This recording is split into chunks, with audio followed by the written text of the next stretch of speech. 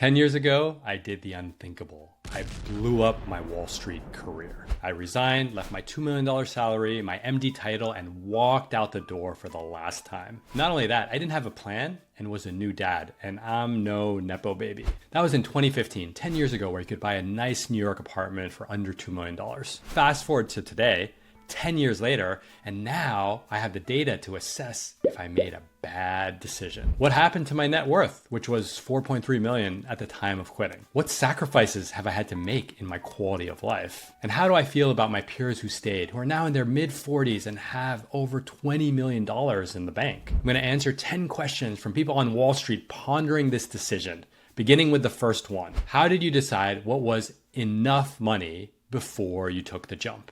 I have spoken at length that I didn't have a number, so to speak. I think when I left, I had 4.3 in the bank. This was 10 years ago. Remember, inflation was a lot lower. Home prices were a lot lower back then. Stock prices were a lot lower back then. Bitcoin was about $2,000 a coin, just for some context on what's happened to assets over that 10-year period. So I didn't have a number because that would lead to one more year syndrome. And just one more year of pocketing another, million after taxes and such, probably a little bit less, was just, I had realized that the marginal utility of the next dollar was approaching zero. And I approached it from a different angle. So the angle that I approached enough was I made an angel investment in myself. So at the time we were spending about 15 grand a month. So 15 times 18, you've heard me say this, is probably somewhere around 200 grand. My mental math isn't so good on the spot, but I basically put that aside and said, am I willing to incinerate this cash to try this out? And so that was basically an 18-month runway. Then, and this was probably the part that felt the weirdest, but it was so easy for me to see was, look, I had a very good job. I had a great team. I had a lot of equity, not equity, but social equity, professional equity in the industry and in the business, in my company at BlackRock. So my thinking was, if I left, I could always come back and get a job in finance. That's the thing that I've learned over the past decade, and having spoken to people in so many different careers. Financial services is still an industry where you can just make disproportionately so much more W-2 income than anywhere else. It really is financial services, FANG, but FANG, you need the options to kick in to really get those big paydays. Law, you have to really make it to the, close to the partner level. Consulting, you definitely can. But finance is just multiples. Even the mediocre people in finance are pulling in seven figures, post age, 30, 35 or so. So that was my plan. And, that would have been really humbling. Okay, guys, I made this big move. I quit. I'm out. And then come back hat in hand 18 months. Hey, quick time out. If you're watching this video, you're probably someone who thinks deeply and intentionally about your career, about your life, and about your relationships. But sometimes you might find yourself in a place feeling stuck, unmotivated, or just rudderless. If that's you, we have a coaching program for people looking to make a bold pivot and rediscover their aliveness. Just check out radreads.co/coaching. Now back to the video. Later and say, you know what, I actually screwed up. Can I have my job back? So I was willing to get a job at a lesser known company where I had to work longer hours, probably doing shittier work. And that was a bet that I was willing to take on myself. Again, that's the worst case scenario. In my mind, the worst case scenario is working 80 hours a week for 600 grand a year. That was kind of the worst case scenario if I had to come back 18 months later. Yeah, I know, right? All right, next question. What did the first 12 months really feel like once the identity badge was gone? So the first 6 months were amazing because I left. We traveled around Bali and Singapore and Japan, Cambodia. Then we lived in California for a month. And I was just out of the finance circles. However, once those 6 months ended, I was in what I've called the wilderness. You've heard me discuss this before. I had an identity earthquake. And the hardest thing about that period was that people kept asking me, what are you doing now? What are you doing now? What are you doing now? What are you doing? What are you doing? And I was very insecure at that time. I didn't know if I'd made the right decision. And every time I heard that question, I was projecting something from the asker onto myself.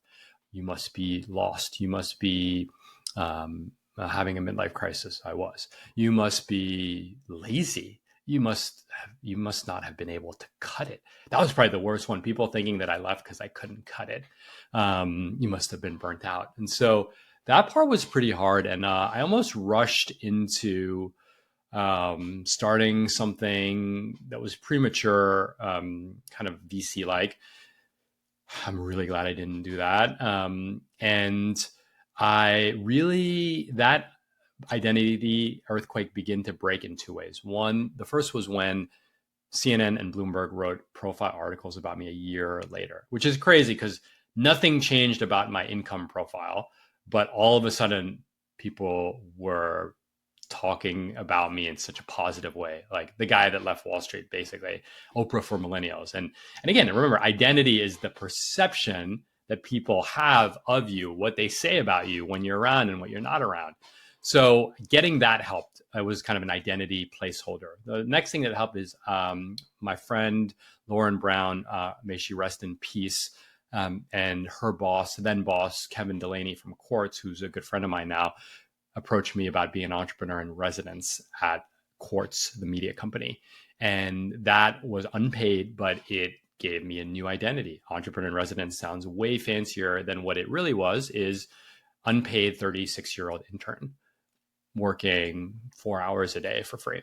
And I learned a ton. The people were amazing. I was learning in a new industry. And so that's probably about, that the article was 18 months after the entrepreneur in residence was around that same time. And so that's when I started and RadReads, the email newsletter, was starting to get a little bit of traction. So I had something that I could explain and show to people. Look, I'm not this lost soul. I'm doing real stuff in the world. How did you discuss the leap with your spouse? Question 3. Lisa's amazing. That's why we're married. Lisa is wise. Lisa supports me. A few things about our marriage. I am very much the numbers, finance, money person. Lisa is the wise, emotive, emotionally aware, feeler type, and she's an artist. The really cool thing about our relationship, amongst many things, is she has always trusted my ability to make money and be responsible with money. And that's something I've always trusted about myself. That's why none of this feels that scary. Even, some of the more aggressive things I do, like running 10% margin, I'm very level-headed about money, risk-taking, risk drawdowns. And also when things go well, I don't, I think when I was on Wall Street, I was saving like 80% of my all-in comp. It was so high, but there wasn't a ton I wanted to buy. So she's always trusted me on that, and I've always trusted myself. And that's one of the beautiful things about being an entrepreneur. Is right now, I'm never worried of how am I going to make money. That's a skill that really you learn. And 10 years into it, I feel amazing about that skill. Now the question is, can you make money in a way that excites you? That's really the question. I didn't have that question 10 years ago, but now that's the new filter for things. So that's the first thing about Lisa. She trusts my money making, money management skills. The second thing about my relationship with Lisa is that we are very much on the same page about what we want to use money for. So neither of us are particularly materialist. Our car is 7 years old. Our couch is like a $1,500 Wayfair couch that has kids puke and the feathers are falling out. Our TV is the plasma TV that I bought when I was single before I met Lisa. We just got a Samsung frame TV pre-tariff. So I've had a $3,000 TV for, I don't know, probably as long as I've known Lisa, 17 years. The only stuff I spend a lot of money on is digital equipment, laptops, mics, cameras. And even then, I always have the latest iPhone, but that's more like work stuff. However, we spend a lot of money on what I would loosely say wellness, therapists, coaches, acupuncture, massage therapists, things like that. And then we spend a lot of money to live where we want to live. And that would be rent. And so, we both like high cost of living places, Dumbo, Brooklyn, Manhattan Beach, LA. We're on the same page of that. And part of the thing is that's why we rent, is that the math is, this was even before interest rates were 6-7%, but the math in these high cost of living places to buy, if you don't have high current income, is just bonkers. Like if I were to buy the place that I rent, my monthly outlay with property tax, excluding maintenance, would probably be close to $20,000 a month. I can't do that doing the line of work that I've chosen. So, and then we can have real conversations. I tell Lisa, like, we talk about die with zero. Like, yeah, we don't care about a financial legacy. Our kids' college funds are locked in, so that's done. So it's really just for kids, touching wood, barring any, any unexpected surprises, which will happen, is just, do we want to help them buy a house in 20 years? Probably. But again, if we can, great. If we can't, oh well. But we're not like, I'm not going to work more just so I can do that. If you could replay the exit, question 4, what timing or tactical moves would you change? If I could replay the exit, I left 900,000 of deferred stock on the table. I bet that if I was more strategic about leaving, I could have kept some of that. I didn't have I did have leverage in the sense that I was quite an important person in the firm, but I don't feel like I had a lot of leverage on it. I got a very strict, like, this is the policy, you leave, you don't get it. I feel like I could have probably worked out some arrangement to get more of it. That being said, at 35 years old, you're not retiring. I know people in their 50s who are getting their deferred because they're much closer to the end line, the career end line. And so there's a real sense of like, oh, well, this is like, this is their twilight act. At 35, it's not your twilight act. So I don't think there was a ton of urgency to get me my deferred. I think that's it. I definitely left at the right time. I felt really good over the 10-year period. I feel really good about the money that I had. It was I always felt like a healthy buffer and a healthy place to grow from. And I know if I had had a couple extra $1 million, like by staying 1 or 2 years, nothing would have changed about my life. Nothing. I can say that with full sincerity. Number 5, what was your biggest money surprise after quitting? The line item nobody warned you about.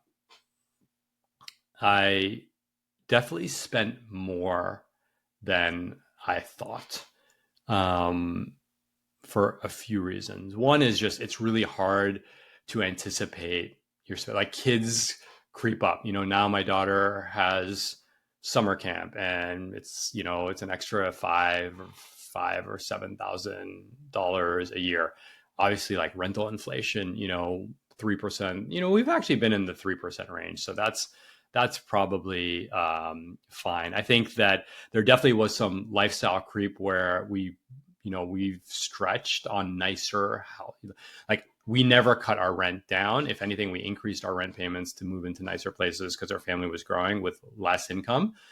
That was a little bit harder to model. I wouldn't call it necessary. I mean, it is a version of lifestyle creep, but I think it's more just lifestyle inflation, like family inflation, that it's hard to know when you have one 15-month-old what it costs to have 2 kids in elementary school. It's like really hard to predict that. And I would warn anyone that's trying to do that. It's really hard. And we didn't even have the big things like private school that really kind of move the needle, but I found those hard to predict. So that was the biggest money surprise. Obviously, it's still a little, it stings a lot, but just the overall inflation, just everything has gotten so expensive over the past couple of years, which is why we had a regime change in the U.S. That obviously is hard to predict, and I don't think with our assets, I don't think we could buy a house or an apartment in New York or in LA, but servicing the mortgage would be pretty unrealistic. So that would lead to a particularly strange situation if we were to do that. So I guess the biggest money surprise was, if you had asked me 10 years ago, I'm like, yeah, with my savings and with what I think I'm going to make, I've made as an entrepreneur 200 to 300 a year.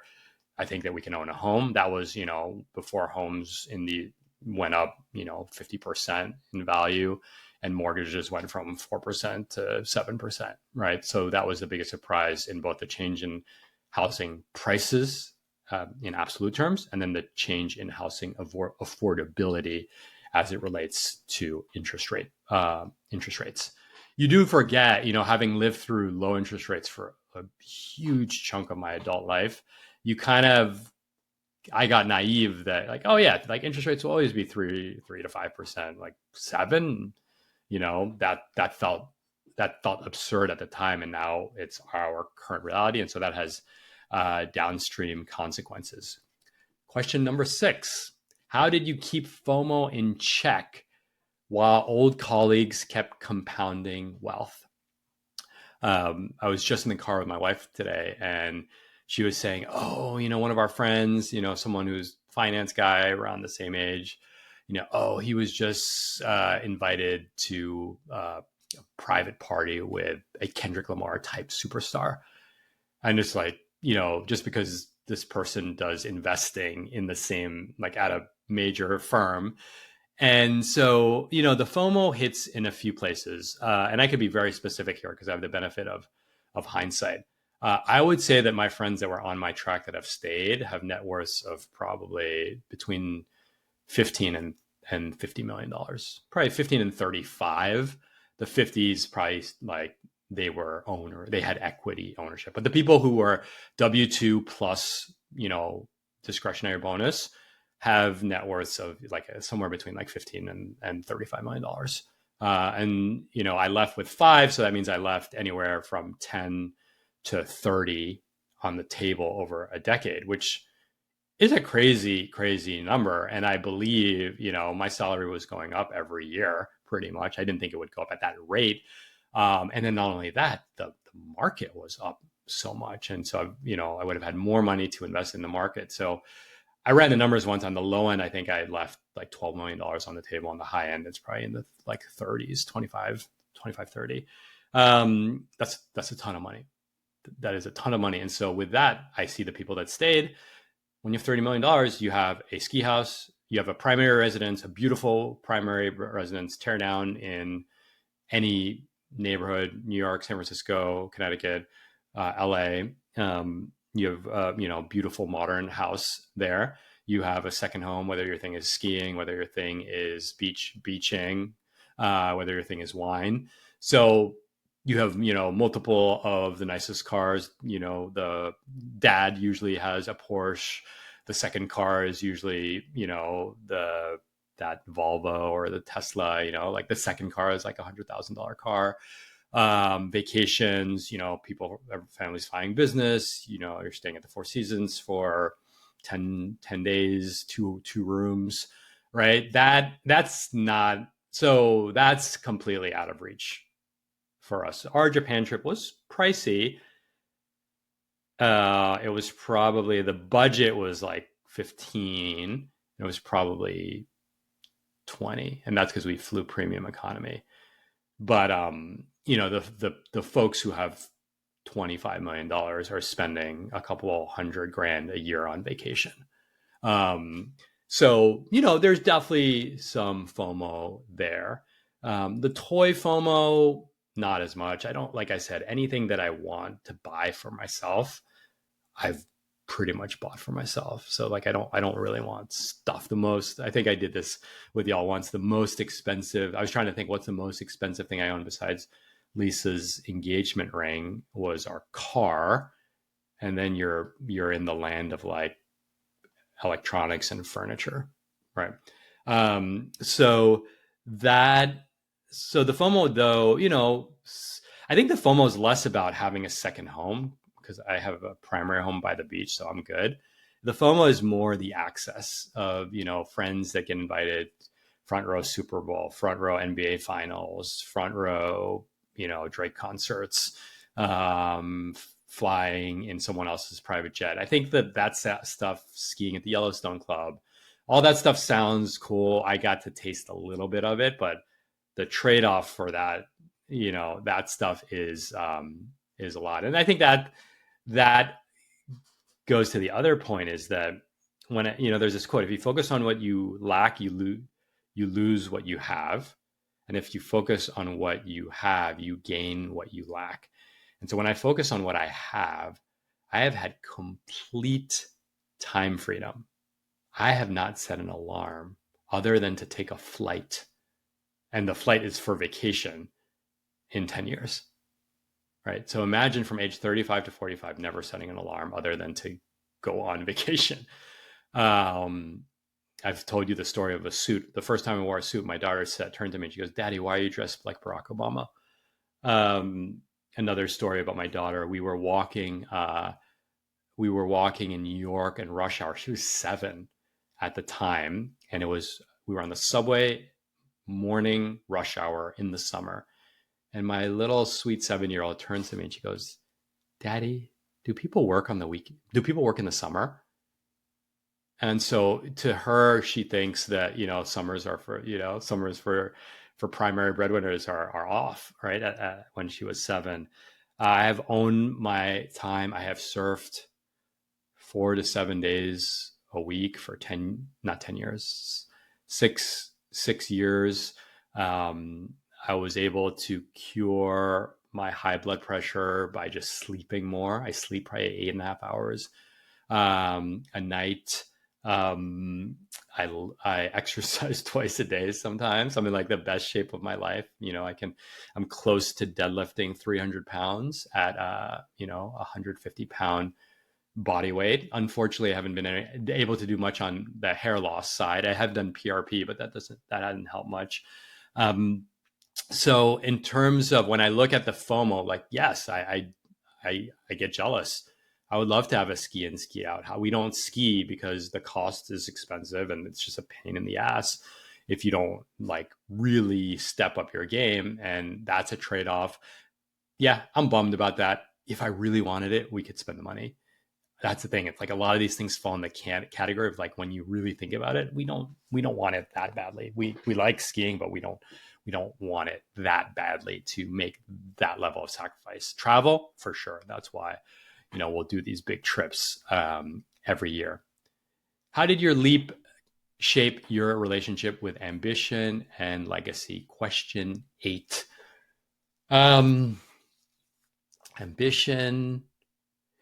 It's interesting because let's do ambition first. I actually don't think about legacy nearly as much. It's weird. Y'all probably look at me and say, "Oh, he's pretty ambitious." And you could see with some of my new projects, the AI related work, how I am digging in, diving deep, trying to become an expert and teaching others and really seizing the moment. I think so. That is definitely a level of ambition. My ambition to make as much money as possible is quite paltry, right? I would love to make like 350 grand a year. It's about 100 grand away. And honestly, if I just tried a little bit harder, that's like totally within striking distance. So my ambition in things that I care, like my craft, my writing, this podcast, my AI work, my coaching business. Like I want to be the fucking best at it.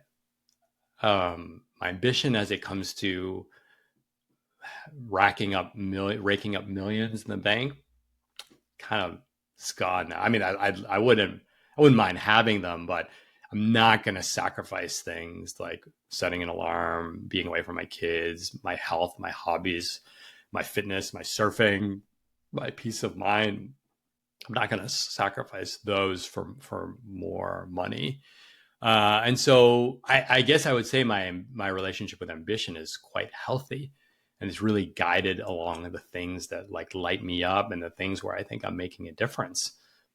In terms of legacy, I don't. I mean, I do fear irrelevance, and so I think a lot of my personality-based business, RadReads, this podcast, trying to get featured in other people's podcasts, get featured in the press, a lot of that was driven by this real kind of desire for people to see me as smart, as talented, and so on. And I have that. I think that in my mid 40s, I'm turning 46 in a few months, a lot of that's starting to fade. I look at these young influencers who are just they're crushing it. They're so good at what they do, and I'm like, yeah, like respect, but that's a young person's game. I think that I am very much seeing things through the lens of that's a young person's game. I think in the past 2 or 3 years ago, I'd say like I still want to compete in that game. Now I'm like, let the kids have their games. I've recognized I am sounding a little bit old manish talking about this all, but that's kind of how I approach uh, legacy. In terms of legacy, it really is, did I, my mission is to help people deepen their self awareness. And so if I just, I, will my legacy be that? I don't know. But that's what I strive to do in my work and how I show up and how I talk to people. And just to know that like I met people with a lot of love and care, family members, obviously, community members, strangers, right? So that's kind of, I don't think of it as a legacy. I just think of it as these are the principles that guided my life, and I have stuck to them, consistently. And I do think that I have. Number 9, what safety nets did you build in case everything went sideways? So we talked about what I call the angel investment in myself. So that was the 18 months of runway. I never burned any bridges. I never talked shit about the industry. I definitely said the things I didn't like about it, but I've always been very respectful about the financial services industry. Tons of clients of mine are in the financial services industry. I think it's a fantastic industry that, like any other industry, has its issues, and I'll call out what some of their issues are. And at the same time, it was a phenomenal experience for me. So we talked about the financial safety nets, not burning any bridges. I think that I didn't realize this at the time, but building, I hate the phrase, but effectively a personal brand acted as a really powerful safety net where, for the past 10 years between the podcast, social media, and the newsletter, I've been in the ears, inboxes, feeds of people, hopefully adding, micro moments of value, which is what I always strive to do. Being honest, being a good storyteller, being funny when I can be, meeting people where they are, being kind. And that's valuable. I mean, if I think about all the ways that I've made money, we're about to close this AI accelerator for financial professionals this week, or, it will close tomorrow, actually. That's just all from cultivating relationships. I talk to people who DM me. I reply back. I try to respond to every comment. I try to that's respectful. I try to respond to every tweet.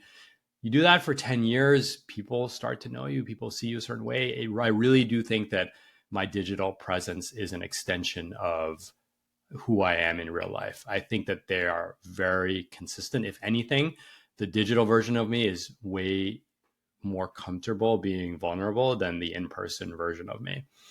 And so I think that that's probably not in the question. That's probably not the question that was asked, but I do think that that safety net was building that personal brand slash audience. But really, what I would say is showing up, being kind, being human, being helpful often for a decade. And that's going to make a significant difference. And the last question, number 10, for someone listening who's 80% ready and 100% scared, what's the single experiment they should run this month? Ooh. I've always said, are you running away from something or are you running to something? And I knew that when I was working on Wall Street, 70, 80 hours a week, probably closer to 70, towards the end, I had a million little side projects. I was teaching myself. I was doing online coding boot camps. I was writing an anonymous blog. I was tweeting anonymously. I was hosting events in the city. I was trying to start a headhunting business. I had all these projects that I was doing. Like none of them were going to be legit businesses. Or I have come to realize none of them became legit businesses, but they were all things that proved to me that you can think creatively. You have the hustle and the determination to will things into action. I think for those of you who have followed my story for a while, whether it's the life coaching business, whether it's the Notion productivity, SY, supercharge your productivity cohort, whether it's the AI work now, like I have willed many, micro businesses into existence off of sheer passion and work ethic. And I was practicing that while I was at BlackRock on the weekends, in the mornings. And that's why I had the confidence to leave without a plan. It's like I didn't have a plan, but I had a lot of irons in the fire. And that was really, really powerful. And it gave me confidence. The last thing I'll say is that when people are in this position, they are always thinking about the downside. What can go wrong? What will happen? Will I be broke? Will I run out of money? Will my spouse get angry at me? And will I fuck up my kids' lives? What can go wrong? Downside planning is really important. But remember, human beings are wired to over-index on the downside. And they forget one really, really important question. And so if you are in that situation, doing the planning, doing the financial modeling, thinking about what you're going to do next, I know that you're asking yourself the question, what can go wrong? But don't forget that there's another question. What can go right? Thanks for paying attention. Thanks for listening. Thanks for the support over the 100 episodes.